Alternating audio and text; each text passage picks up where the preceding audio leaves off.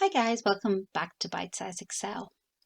In this video, we're going to take another look at VLOOKUP, but in this instance, we're going to look up how you might use it with looking up an approximate value.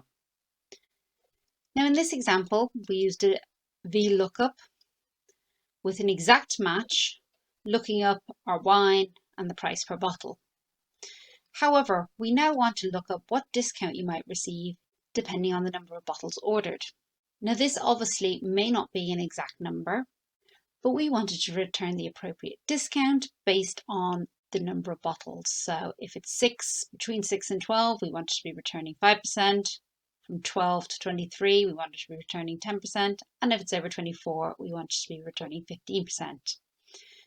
Now this approximate VLOOKUP only works if you've got a list that is ordered in increasing order. So from smallest to largest. So make sure that your list that you're looking up is sorted appropriately from smallest to largest.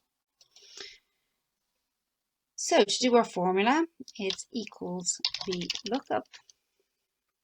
The value we want to look up is the total number of bottles purchased. We want to look up in this table here. I'm going to again just change these to absolute references so that table won't move if I were to copy that formula elsewhere. I wanted to look up column 2 and I want it to be an approximate match, so that's putting in true. Now you'll notice that if it's less than 6, it will be returning an error value, but if we were to put in 6, go up to 12 and add another 12, our percentage is changing appropriately.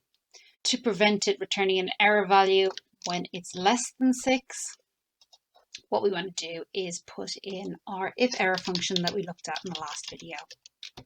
So if error, we wanted to do the VLOOKUP, and then if that's returning an error, we just want to return a 0 value.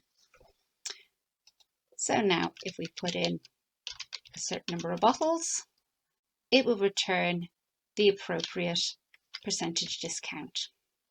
And equally, if we were to add in some more here, so if, say,